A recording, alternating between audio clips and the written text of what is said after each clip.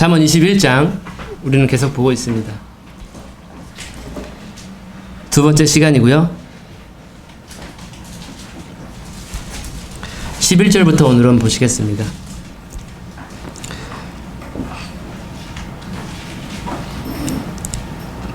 잠언서 21장 11절부터 보시겠는데요. 먼저 기도하시겠습니다. 하나님 아버지, 감사드립니다. 우리를 고아와 같이 내버려두지 아니하시고 성령을 보내셔서 우리가 주님과 함께 항상 생활할 수 있다는 것 감사드립니다. 성령께서 우리 가운데 거하시고 우리 옆에서도 오시고 또 우리의 충만히 우리를 가득 채워주시는 그 성령으로 인해서 우리가 하나님의 사랑으로 이웃을 사랑할 수 있고 또 진리의 영이 우리 가운데 거하시기 때문에 우리가 진리를 선포할 수 있고 또 우리가 하나님의 말씀을 공부하는 가운데 성령께서 모든 진리 가운데로 저를 인도하심으로 인해서 우리가 기름 부음을 통해서 모든 것을 깨달아 알게 되는 그러한 놀라운 역사가 지금 이루어지고 있는 것을 알고 있습니다.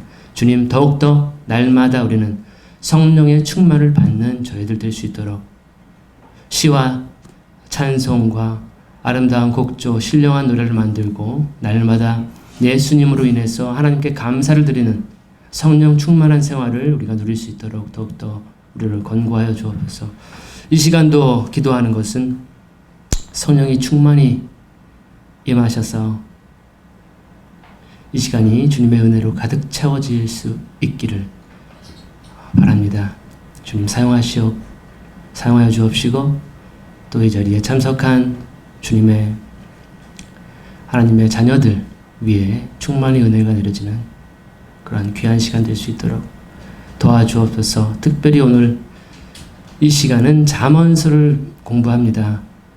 하나님의 지혜를 깨달아 알아 어리석음으로 살지 않도록 인도하시고 진리로 지혜로 살아갈 수 있는 저희들 될 수 있도록 날마다 지혜로 인도하여 주옵소서.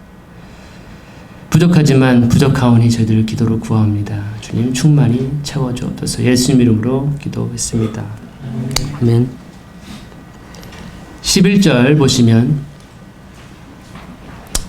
비웃는 자가 벌을 받으면 단순한 자가 지혜롭게 되며 지혜로운 자가 훈계를 받으면 지식을 받느니라.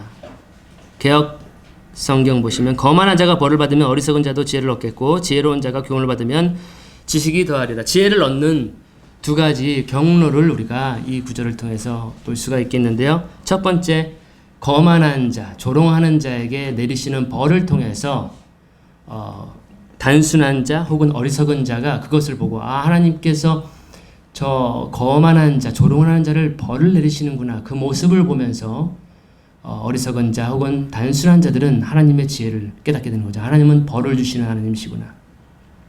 조롱했을 때, 하나님의 법을 만홀히 여겼을 때, 경홀히 여겼을 때 그들에게 벌을 내리시는구나. 그런 지혜를 얻는 경로 첫 번째가 악인을 벌 주시는 것을 통해서 지혜를 얻는 것이고, 두 번째로는 지혜 있는 자를 하나님께서는 또 그냥 내버려 두지 아니해요. 벌을 주시진 않겠죠. 지혜로운 자, 하나님의 말씀대로 순종하는 자에게는 그들을 교훈하시고 가르치신다라는 것. 그것을 통해서 또 현명한 자, 지혜로운 자는 지식이 더하여진다라고 하는 두 가지 경로. 한 사람은 어리석은 사람은 하나님께서 벌을 통해서 지혜를 주시고, 지혜가 있는 자에게는, 현명한 자에게는 하나님께서는 교육을 통해서, 훈육을 통해서, 훈계를 통해서 그도 지식을 더하게 하신다라고 하는 구절이 되겠습니다.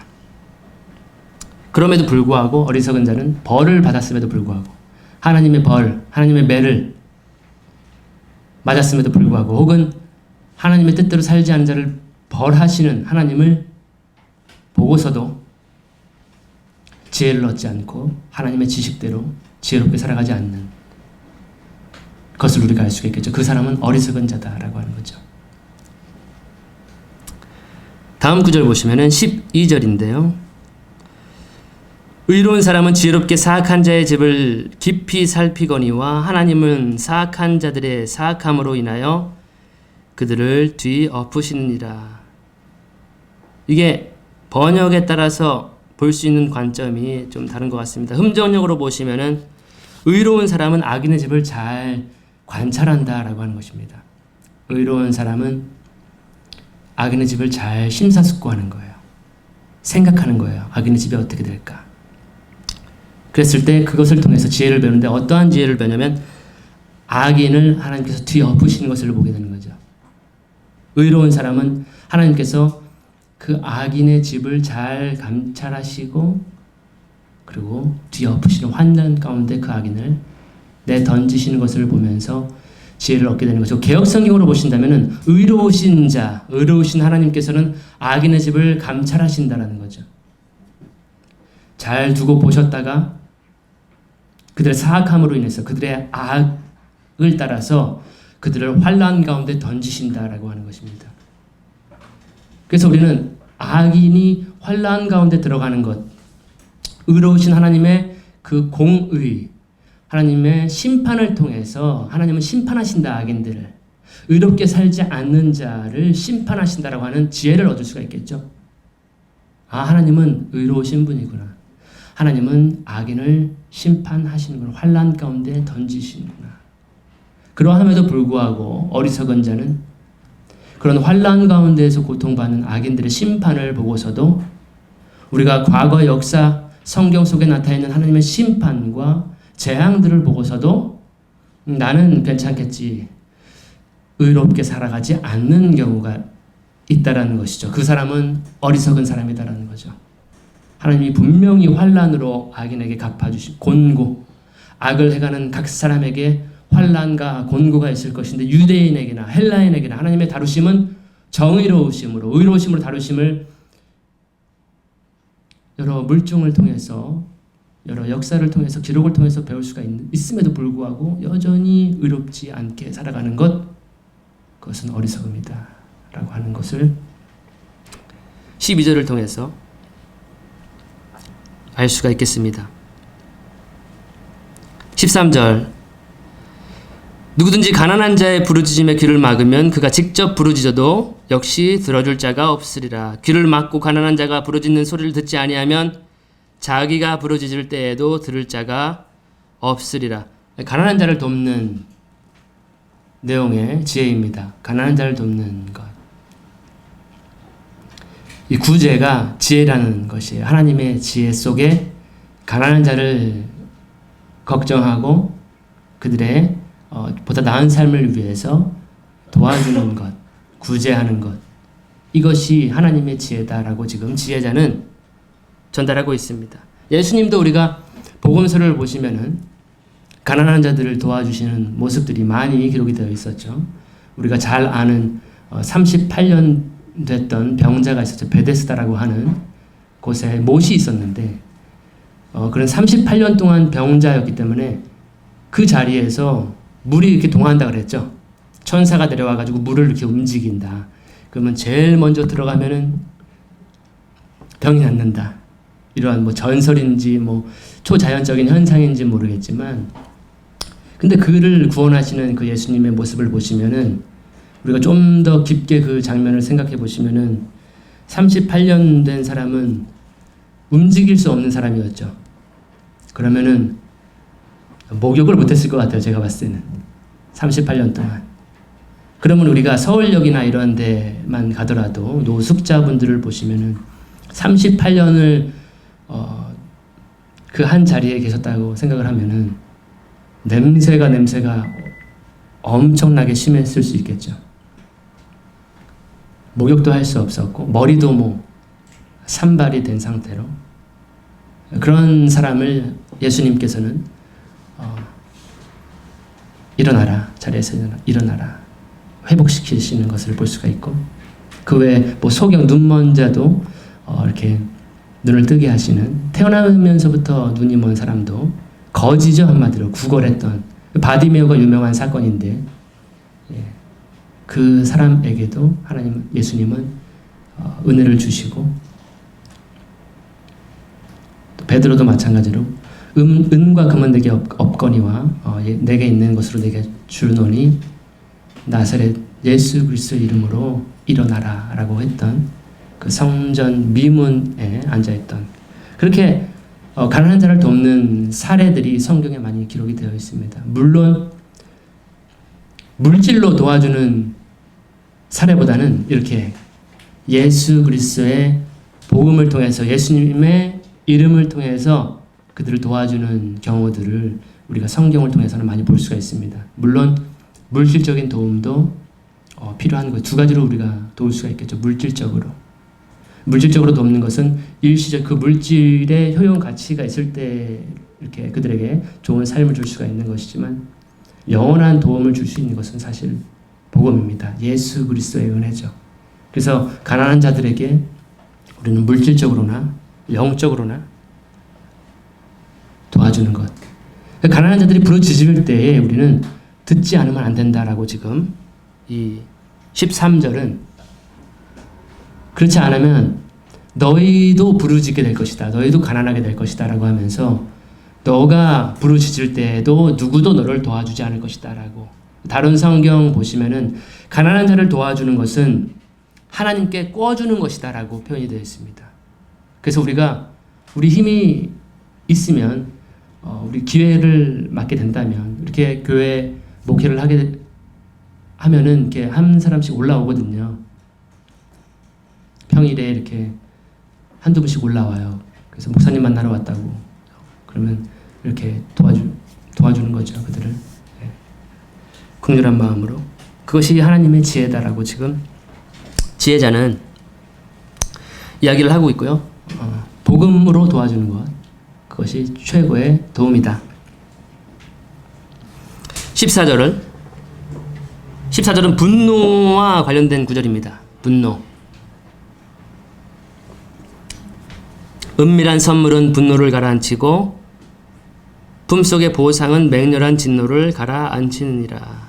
은밀한 선물은 노를 쉬게 하고 품 안의 뇌물은 맹렬한 분을 그치게 하느니라. 분노는 불과 유사합니다.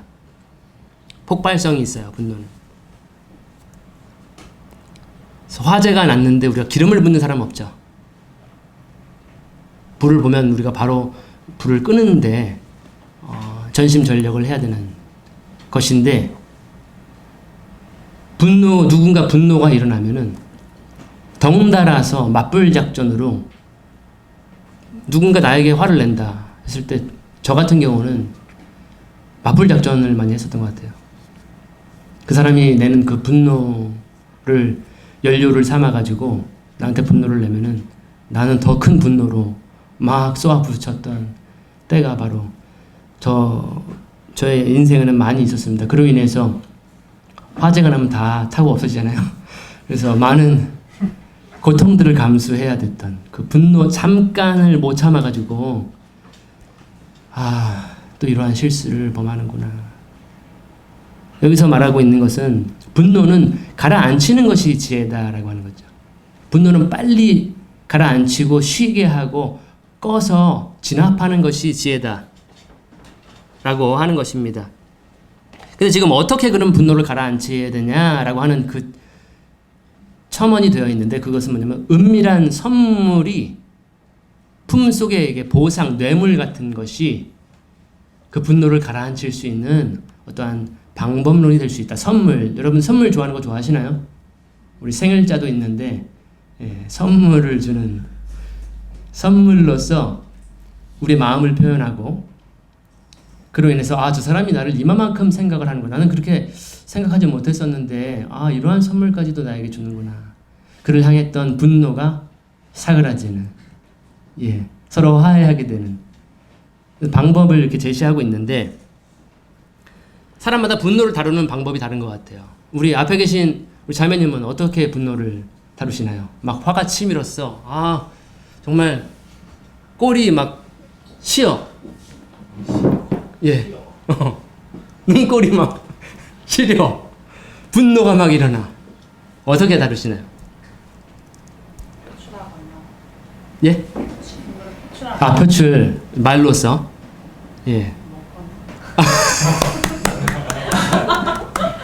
제가 지금 예상한 거 듣고요. 어떤 사람은 분노를 다룰 때 이제 먹는 것으로 여기 지금 은밀한 선물이라고 되어 있잖아요. 보상, 뇌물, 품속의 뇌물. 자기에게 보상을 해주시는 분이 계세요. 근데 분노가 일어났을 때 오늘은 못 참아. 나는 방출이야. 봉인 해제했어. 그래서 가는 거야. 사람 모아가지고 이제 막 분노를 자기한테 보상을 해주면서 이렇게 푸시는 분들도 계시고 여러 가지 분노, 스트레스 이런 것들을 푸는 방법들이 다를 텐데 그러면서 계속 먹게 되다 보니까 이것도 먹고 저것도 먹고 2차, 3차, 4차까지 가가지고 계속 먹다 보니까 결국에는 다음날 아침 일어나 보니까 내 얼굴이 아니야. 그래도 다시 그 사람한테 원망하는 거야. 저 사람 때문에 내가 지금 이렇게 됐어. 내 다이어트 실패했어. 그러면서 또 분노가 나. 오늘도 가자. 그래서 오늘은 뭐 다른 집에 가자. 이렇게 해서 계속 악순환이 반복되는. 자기한테 이렇게 좀 잘못된 보상으로, 잘못된 선물로 그렇게 분노를 해결하는 분들도 계시고. 우리 앞에 계신 형제님은 어떻게 분노를 해결하시나요? 저요? 예. 성경에서 어떻게 얘기하는지 치 상기합니다. 저기서 치 나왔고 저기서 치 나왔고 모범 답안이죠. 우리 형제님은 분노가 일어났을 때 어떻게 다루세요? 사람한테 분노가 일어나면 직접 가서 말을 하는 거야. 아 무섭다 좀 맞죠? 그렇군요. 분노를 가장 잘 다루는 방법이 성경적인 방법이 우리 앞에 계신 형제님은 성경적인 답을 찾는다라고 하셨는데 어떻게 하는 것이 분노를 성경적으로 여기서 치에 또 한 번 나왔는데 어떻게 하는 것이 성경적으로 분노를 다루는 것일까? 아시는 분 계신가요? 좋은 답이 있을까요? 분노가 막 치밀어 막 자다가도 벌떡 일어나 그 사람 생각하면 그 사람의 한 얘기, 행동들 나를 향해서 했던 그러한 언행들 보면은 너무 화가 나서 잠이 안 와. 화병이 나겠어. 어떻게 될까? 사랑하라고 원수를 사랑하라고 성경은 이야기하는데 도저히 사랑하는 마음이 안 나. 이건 뭐 사랑하는 마음이 안 생겨. 어떻게 해야 될까? 가장 좋은 방법이 자기 되면 용서죠. 용서. 불쌍히 여기는 것. 그 다음에 용서하는 것이죠. 용서가 답입니다. 용서. 쉽지 않은 거죠. 맞죠? 용서.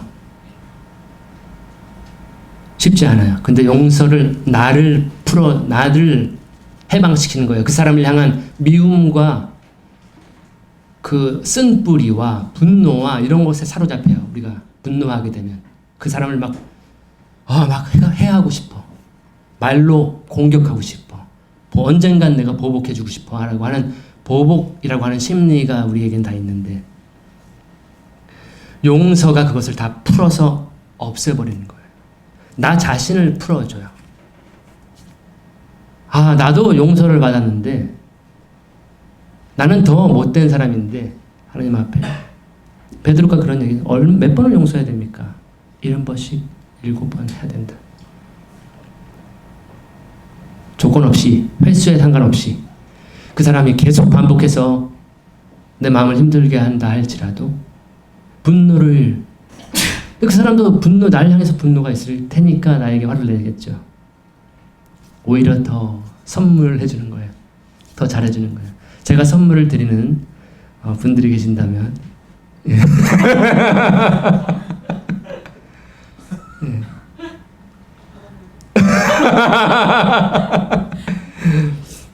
더 선물로 지금 이 잠언 구절은 더 선물 더 잘해주는 것.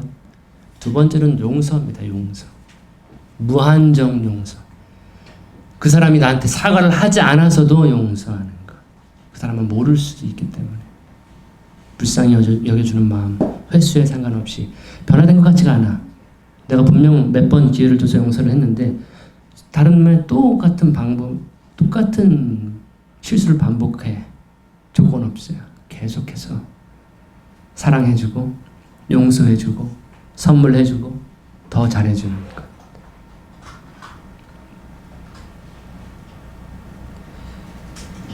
근데 이 분노하면 생각나는 것은 우리가 다 여기 앉아 계신 분들은 다 하나님의 자녀들이지만 우리가 사실 예수님을 만나기 전에는 바울이 에베소서 2장 초반에 이야기하는 것이 뭐냐면 우리가 본질상 진노의 자녀였습니다. 하나님의 진노가 그 위에 있었습니다. 우리가 요한복음에 보시면 아들을 믿는 자에게는 영원한 생명이 영생이 있고 아들에게 순종하지 아니하는 자는 도리어 그에게 하나님의 진노가 거기에 있다라는 거. 우리가 다 불순종의 아들들이었어요. 하나님의 진노 가운데 있었고 하나님을 거역하던 자들이었고 순종하지 않는 자들이었고 하나님의 진노가 있었는데 그 진노를 제거하신 분이 바로 있다라는 거죠. 하나님의 선물 중에 선물, 우리 모든 인류라고 한다면 꼭 받아야 하는 그 선물을 받지 않으면 하나님의 진노를 받게 되는 그 진노를 해결하신 분 바로 예수 그리스도가 가장 위대한 선물이라는 것이죠. 우린 다 선물 받은 자예요. 하나님은 우리에게 구원을 주셨습니다. 그것은 우리에게서 나오는 것이 아니라 하나님의 선물이다. 너희가 그 은혜를 인하여서 믿음으로 말미암아 구원을 얻었다. 예수 그리스도를 통해서 우리가 그 하나님의 선물을 통해서 구원이라고 하는 선물을 받은 것, 은혜로. 하나님은 그렇게 은혜로우신 좋으신 분이라는 거죠. 그래서 하나님의 진노, 분노를 쉬게 하는 것, 그것은 바로 예수 그리스도라는 거죠. 우리는 그러한 선물을 소유하고 있는 사람들이고 하나님의 진노 가운데 있는 사람이 우리 주변에 있다라고 한다면 아직 아들을 순종하지 않는 분이 우리 주변에 있다라고 한다면 그 진노를 쉬게 하는 것이 바로 하나님의 선물이신 예수 그리스도라고 우리가 답을 얻을 수가 있겠고 그들에게 필요한 것 바로 예수 그리스도를 전하는 것 그것이 하나님의 진노를 쉬게 하는 것이다 라고 하는 부분까지도 우리가 연결해서 생각을 해볼 수가 있는 것 같습니다. 근데 이제 선물 주고받는 것, 우리 교직에 계신 분들, 정치계에 계신 분들 조심을 해야 되는 거죠. 그리고 이 부분은 또 짚고 넘어가야 됩니다. 선물 함부로 받거나 촌지라고 했었고 옛날에는 또 우리 공직에 있는 분들도 선물 많이 주죠. 사람들이 감사합니다 하고 뭐 이렇게 안 줘요? 예. 감사합니다 하고 선물을 고마운 마음에 예, 이렇게 선물을 주게 되는데 조심해야 되겠죠? 예. 15절은 공의를 행하는 것. 공의를 행하는 것이 의인에게는 기쁨이거니와 불법을 행하는 자들에게는 멸망이 있으리로다. 공의를 행하는 것이 의인에게는 즐거움이요 죄인에게는 패망이니라. 의인에게는 이 공의를 행하는 것, 의로움을, 공평과 정의를 행하는 것이 즐거움이 된다, 기쁨이 된다 라고 하는 것인데 이 공의를 행하는 것이 즐거움이 될까? 공평과 정의로운 삶이 실천하는 것이 의로움이 될까? 근데 공의는 하나님의 성품이죠. 공평과 정의로우심, 불공정이 없으신, 불정의, 부정의, 불의가 없으신 분이 바로 하나님의 성품인데 우리가 의로움을 실천할 때, 공평함을 실천할 때 좌로나 우로나 치우치지 않는 삶을 살아가는 것, 바로 그것은 공의로우신 하나님의 성품에 참여하게 되는 것이죠. 우리가 전에는 불공정한 사람이었고 정의롭지 못한 사람이었고 거짓된 사람이었고 속이는 자였고 그런데 하나님의 성품에, 신의 성품에 참여하게 됐고 하나님의 존재를 알므로 인해서 신의 성품에 참여하게 돼서 이제는 정의롭게 살고 공평하게 살고 바르게 살고 그것이 기쁜 삶이라는 것을 우리가 알아가고 배워가는 거죠. 하나님을 내가 전에는 죄 가운데서 즐거워했었는데 아니구나. 공평과 정의를 실천하는 것이 기쁜 삶이구나. 의인에게는 그것이 기쁨이 되지만 악인은 그 악한 행동으로 인해서 불법으로 인해서 패망을 받는다. 멸망을 받는다라고 하는 것.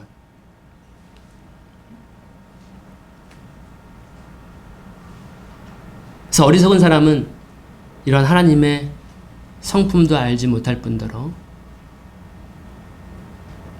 죄 가운데에서 멸망을 받게 되는 정의롭지 못한 삶, 공의를 실천하지 않는, 행하지 않는 삶으로 인해서 멸망을 받게 되는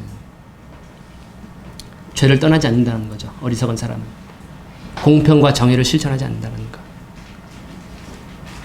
16절 명철의 길에서 벗어나 방황하는 사람은 죽은 자들의 회중 가운데 남으리라.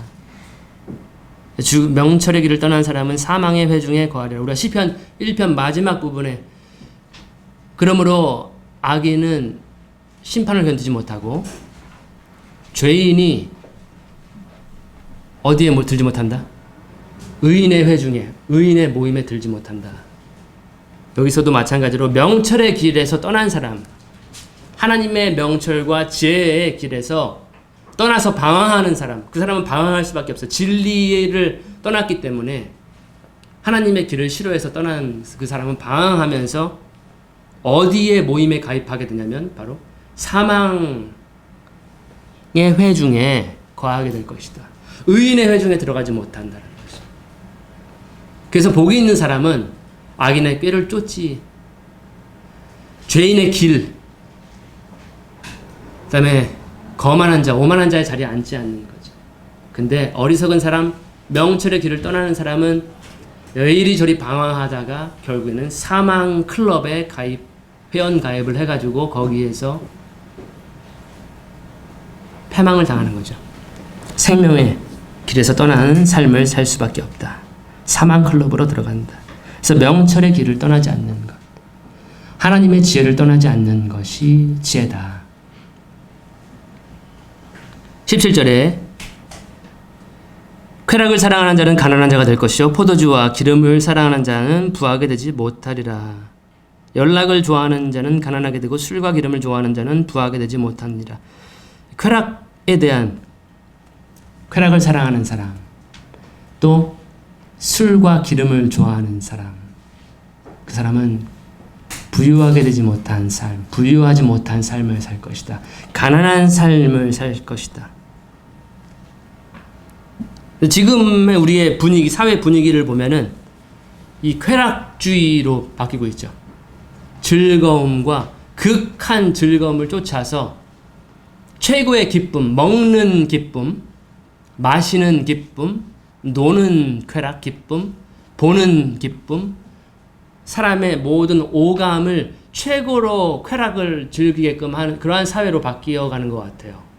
그래서 이 술 문화뿐만이 아니라 음주, 가무, 우리가 뉴스 얼마 전만 해도 클럽에서 춤추고 파티하고 럭셔리한 삶을 살고 술과 거기서 계속 가다 보니까 마약까지도 가게 되고 거기서 성매매까지도 가게 되고 이 젊은이들의 한때 불장난이 아닌 굉장히 심한 범죄까지도 들어가서 지금 많은 젊은 연예인들이 지금 쇠창살에서 지금 시간을 보내고 있죠.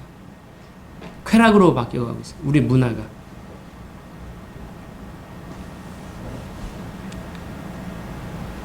사탄이 사용하는 것이 바로 쾌락이죠.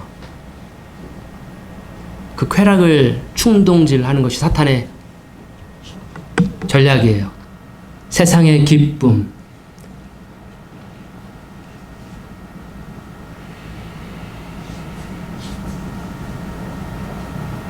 그 세 가지 정욕이 있죠. 육신의 정욕을 충동질하고, 안목의 정욕, 그 다음에 자랑, 이러한 모든 정욕을 가지고 이게 마귀적인 것이고요, 세속적인 것인데 그것을 가지고 쾌락으로 사람들을 충동질해서 계속 이끌어갑니다. 지금 우리 한국 젊은이들 어떻게 지금 생활을 하고 있는지 잘 모르겠어요. 물론 어려서부터 신앙생활 열심히 하고 교회에서 자라온 청년들은 열심히 신앙생활하는 그런 문화들, 기독교 문화들을 많이 개발을 하고 있는 것도 우리가 볼 수 있는데 대부분 이 쾌락의 문화를 못 이기는 것 같아요. 건전 문화는 이 쾌락의 문화를 못 이기는 것 같아요. 왜냐하면 너무 자극적이니까, 호기심이 있으니까, 그 짜릿함이 있으니까. 그래서 지금 여기서 술도 지금 언급이 되어 있어요. 이 구절에서는 술과 기름을 좋아하는 사람은 부유하게 되지 못할 것이다. 가난하게 될 것이다. 술도 굉장히 사탄이 이용하는 도구 중에 하나죠. 술. 가정을 파괴시키고 개인의 삶을 파괴시키고 가족들을 파괴시키고 고통을 주고 술. 그래서 바울은 술 취하지 말고 오히려 성령의 충만함을 받으십시오. 그것이 더 훨씬 뛰어난 것이다. 성령의 충만의 기쁨이 있다라는 것이죠. 술 취함보다 더 좋은 기쁨이 있다라는 것입니다. 성령의 충만을 받으라. 거기에는 시와 찬송과 신령한 노래들, 서로 화답하고 감사하는 그것이 더 기쁘다라는 것이죠.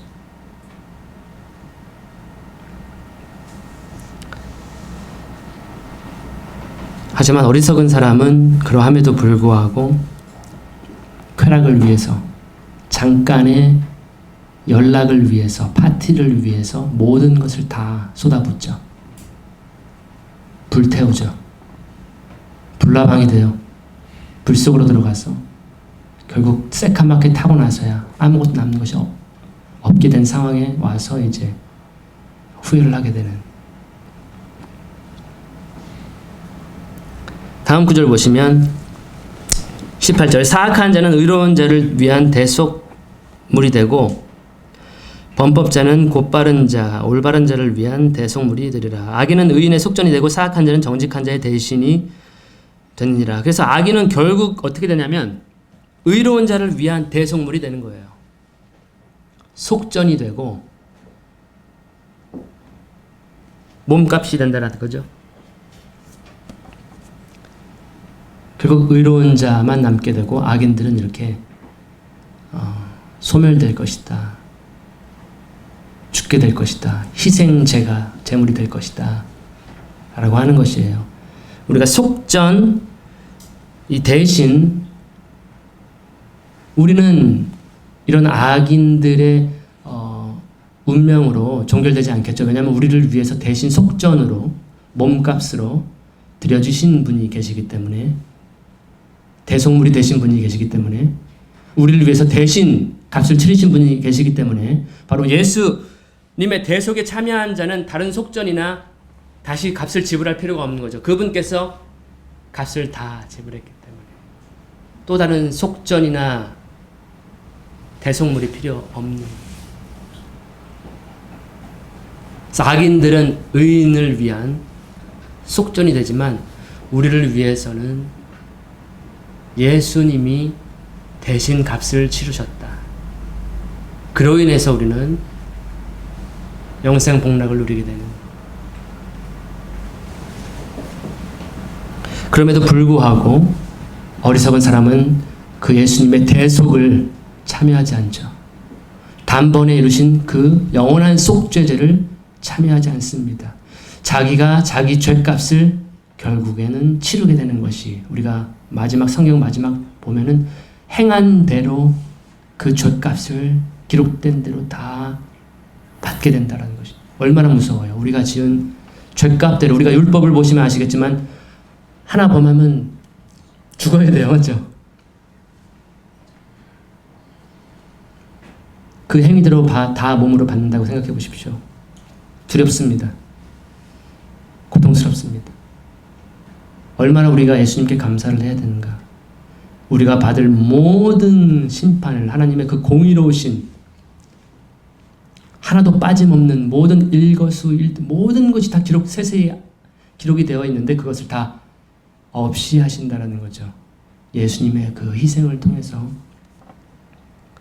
악인은 근데도 거절하죠. 예수님 대수냐, 예수님이 언제 날 위해서 죽었나 모르겠다. 스스로 죄값을 치르게 되는 삶으로 인생을 정리하는. 19절 거의 다 왔습니다. 또 이제 다투는 여인에 대해서 기록이 되어 있는데, 다행히 우리 여기 앉아 계신 우리 자매님들은 다투는 성격, 남자친구를 괴롭히거나 잔소리하거나 바가지 긁거나 막 힘들게 하거나 그런 자매는 없는 것 같아요. 맞죠?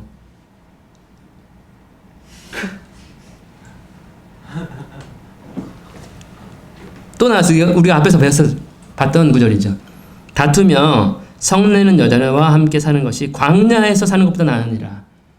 제가 이 구절을 항상 읽을 때마다 생각나는 노래가 있습니다. 주님만 내 도움이 되신, 주님만 내 친구 되신, 주께서 나를 택하여 보내신 광야. 다투며 성내는 자매와 사는 것이, 이 여인과 사는 것이 광야만도 못하다는 거. 광야는 얼마나 추워요. 밤에는 굉장히 춥습니다. 중동 지역을 우리가 생각해 본다면 낮에는 얼마나 더워요. 먹을 것이 없어요.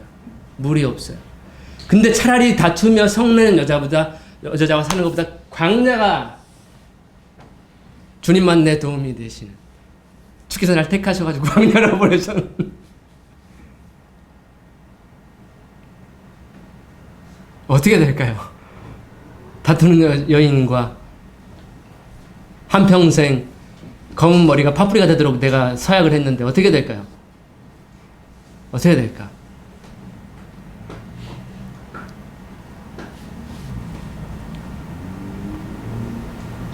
그래서 자매님들에게 필요한 것은 뭐냐면, 남편이나 짜증내고 바가지 긁고 잔소리하고 짜증 뭐 이렇게 뭐 신경질 부리고 그거 안 하는 훈련이 필요합니다. 그거 안 해야 돼요. 순종 훈련이 필요합니다.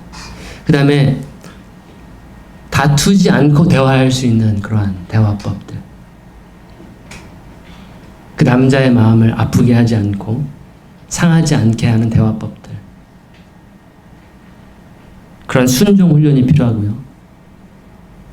우리 남자 측의 형제님들은 그러한, 여성분들은 감성적이기 때문에 감정이 상하면 그렇게 막 호소하는 거예요. 맞죠? 남성과 여성은 많이 달라요. 그래서 감정적이고 감정이 상하면 마음이 상하고 그 마음이 상하기 때문에 자꾸 대화를 하고 싶어 하고 더 그 마음을 알고 싶어 하고 남자의 마음을 알고 싶어 하고 그래서 캐묻고 하다가 이제 잔소리가 되고, 예, 그다가 성나고 이제 또 더 화가 나고, 예. 그러할지라도 이 형제님들은 그러한 여성의 특성이 있어요. 그러한 예민한 특성들을 이해하고 그러한 예민한 것도 품어주고 사랑해 줄 수 있는 사랑 훈련이 필요합니다. 그래서 자매들은 순종하는 훈련이 필요하고요. 지금부터 마음을 상하게 하거나 기분 상하게 하는 대화법 하지 않고 순종하고 존경하는 그러한 훈련이 필요하고, 이제 형제님들은 정말 마음을 내가 힘들게 해. 집에 가도 잔소리로 시작해서 잔소리로 끝나. 그러할지라도 그걸 품어줄 수 있는 그러한 사랑 훈련이 필요한 것이 아닌가 적용을 해봅니다. 그래서 다투지 않고 성내지 않는 여인과 함께 사는 것이 지혜라는 것이고요. 근데 어리석은 사람은 그러함에도 불구하고 매일매일 집에 가서 사랑과 전쟁을 짓고 있는 그러한 상황들, 전쟁과 같은 사랑을 하고 있는, 매일이 전쟁과 같고 힘들죠. 지치죠. 마지막 절입니다. 오늘의 지혜로운 자의 거처에는 갖기를 바라는 보물과 기름이 있으나 어리석은 자는 그것을 낭비하느니라. 지혜 있는 자의 집에는 귀한 보배와 기름이 있으나 미련한 자는 이것을 다 삼켜버리느니라. 낭비하는 거죠. 낭비하는 것도 어리석음이다라고 지금 지혜 있는 자의 그 집에는 귀한 보배가 많이 있고 기름도 있고 그것을 낭비하지 않죠. 신실한 청직이죠. 주인께서 맡기신 그러한 것들, 보배, 보석이 있고 우리가 가지고 있는 보석도 있고 또 우리가 가지고 있는 기름이 있을 거예요.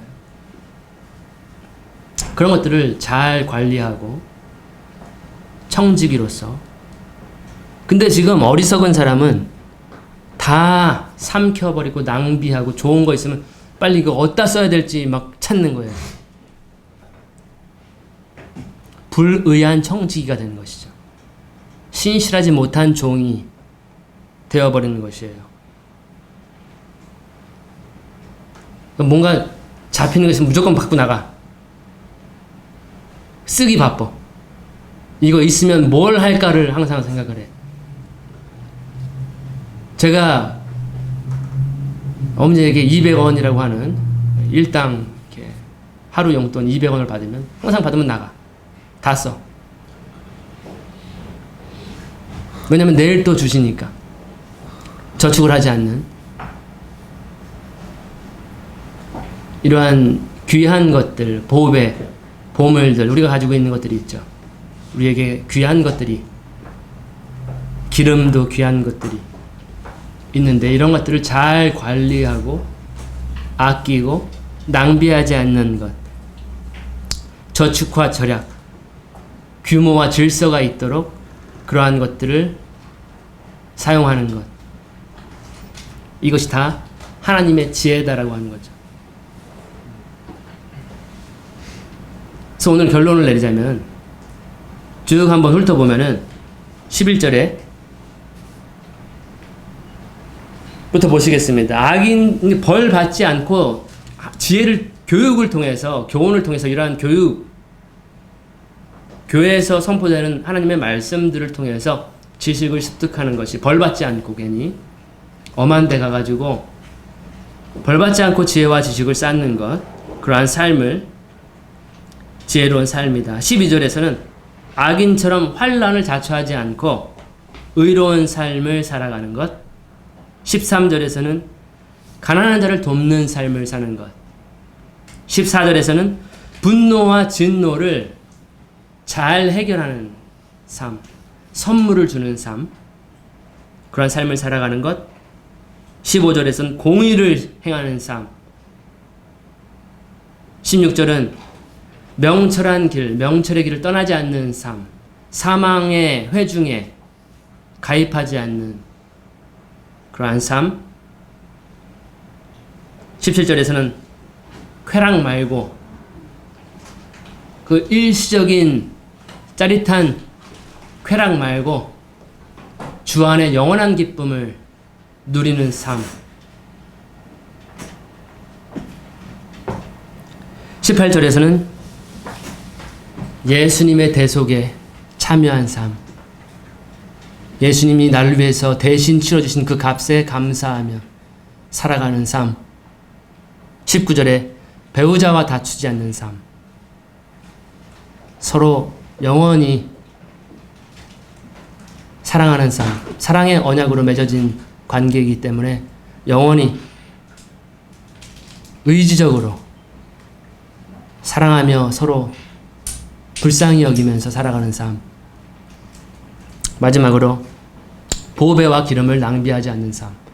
이러한 삶을 살아가는 것이 오늘 우리가 11절부터 20절까지의 내용이 아닌가 생각을 해봅니다. 지금 제가 봐도 저도 이렇게 못 살았어요. 힘들어요. 이게 내 안의 전쟁을 이겨야 되거든요. 나 자신을 부인하고 날마다 십자가를 지고 그리스도를 따르지 않으면 이러한 삶을 살 수는 없어요. 그래서 가장 중요한 건 나 자신을 이기는 것이 중요해요.